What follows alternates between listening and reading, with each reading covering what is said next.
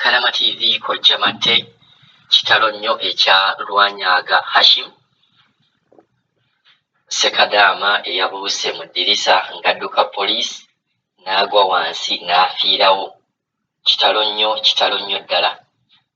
Amawulire ago Kalama TV yagabawadde naye nga ngenda kubeera nga nnyongerezaako ku abantu 12 be baakutte mu musango ogwo. Mumanyi poliisi yo nga bulijjo yeekwasa ebintu ebitategeerekeka, neeyogera kino neeyogera kiri, nekugamba jangu tugende just otubuulire ku station ekintu nga bwakirabye, ogenda okutuuka nga bagamba towa viyato, jamu engatto oteeka wali omusipi, ogamba yi abantu abaleese nga bandaga tewali buzibu. Kakati Sekadama ono okufa baakutte bannayuganda 12 era ngenda kubasomera amannya gaabwe. Omuntu yenna bw'oba oyinamu omuntu wo mu mannya ago bw'aba teyagakyusa bukyusa mu passport, naawe manya nti omuntu wo ali ku buzibu. Wabula mu raidi eyo baakwatiddemu era bannayuganda abalala 2 be baatutte ku deportation. Mujjukire nti omuntu yenna abeera mu bed space eno oba abantu abeera mu bed space eno mubeeramu abantu abalina visas ezikyaliko ne visas ezaggwako. Kati ku kizimbe kino, ekizimbe ekyo kyemulaba mu maaso, Bassekadaama mwaabaddemu bannayuganda, bannakenya, bannigeria nga mulimu ne abayindi. Wabula bwe baatutte baakutteko bannayuganda 12 nga baagala oba bo bagamba kabagira banoonyereza balabe kiki ddala ono yabuuse bubuusi n'agwa lwakuba baabadde bazze oba waabaddewo ekkobaane. Kansooke mbasomera amannya g'abantu be baatuuta Bassekadaama be baatutte Bassekadaama 12, then tweyongere tutunuulire ensonga eno bw'eti.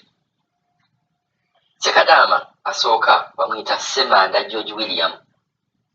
Omuntu yenna bw'oba oyina omuntu wo ali e Dubai nga bamuyita Ssemanda George William, yegezaako okubeera ng'okuba ku ssimu olabe oba yeye oba si yeye. Ne tugenda ku Ahimbisibwe Daniel, naye baamututte nga baagala kunoonyereza ku musango ogwo. Hashim yagudde atya wansi ku mmotoka n'afa. Lobowa Diriisa oyo waakusatu naye baamututte baagala bamanye oba bakyanoonyerezaako ku Hashim engeri gye yafuddemu. Mulimu Ssemambo Uthman, Kasule Juma, Kyagulanyi Ronald, Obedi Nasa, Mubajje Rani, Ndege Isma, Kazimba Daniel, Sekyembe Murshid ne Tumusiime Bernard. Amannya ago kangaddemu. Omuntu yenna kasita owuliramu erinnya ery'omuntu eyagenda e Dubai, gezaako okulaba nga omukubira ku ssimu olabe kiki ekiriwo. Kanziremu amannya ago ngasome: Ssemanda George Williams, Ahimbisibwe Daniel, Lobowa Diriisa, Ssemambo Uthman, Kasule Juma, Kyagulanyi Ronald, Obedi Nasa, Mubajje Rani, Ndege Ismail, Kazimba Daniel, Sekyembe Murshid ne Tumusiime Bernard. Omuntu yenna ng'owuliddemu erinnya oba omuntu wo, gezaako okulaba ng'okontaktinga olabe oba yeye oba si yeye. Abantu abo 12 baba batutte kubeera nga bababuulirizaako poliisi eyabatutte poliisi ye Naif yeyabatutte. Era bw'obeerayo n'omuntu ng'alina empapula asobola okugenda ku poliisi ye Naif n'anoonyereza ku nsonga eno. Tweyongerayo mu maaso n'ensonga eno, bo tebali bamativu nti Uthman yagudde bugwi n'agwa wansi ku mmotoka n'afiirawo lwa nsonga nti lwakuba babadde bazze.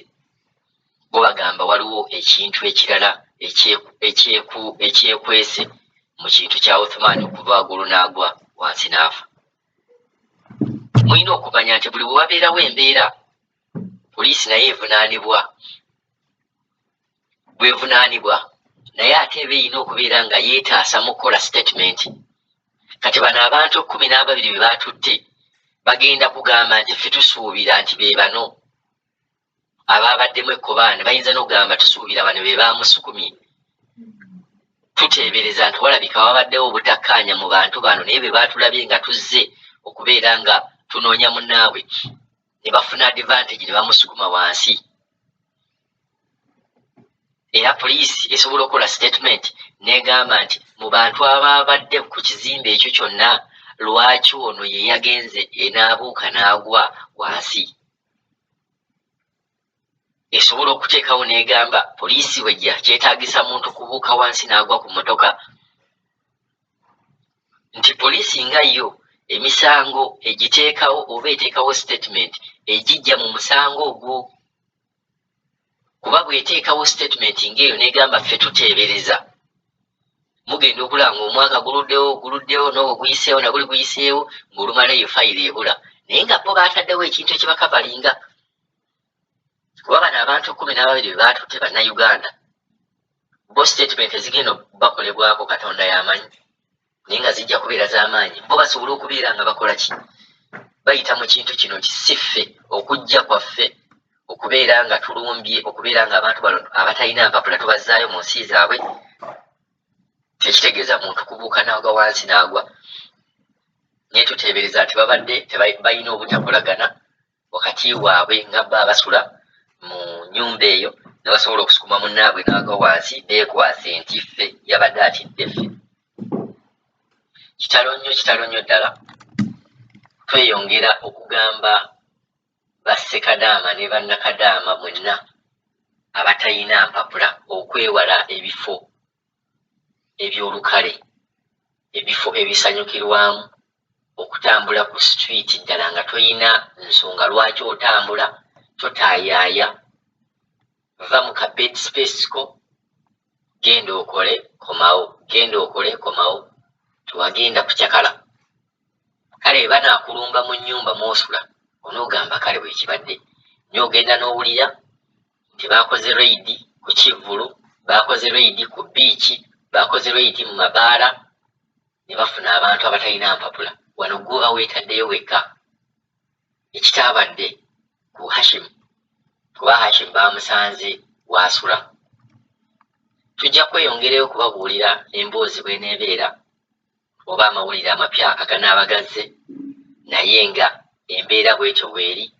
Bannayuganda 2 baabatutte bali munda, then 12 baabatadde ku musango ogwekuusa ku Hashim okuva waggulu ku kizimbe n'agwa. Era statement nzibabuulire ze basobola okuteekawo. Kakati awo kisigalira wa Katonda y'amanyi ne Hashim y'amanyi ddala okubuuka kwe okuva waggulu okwekuba wansi ku mmotoka n'afiirawo kyabadde kiki.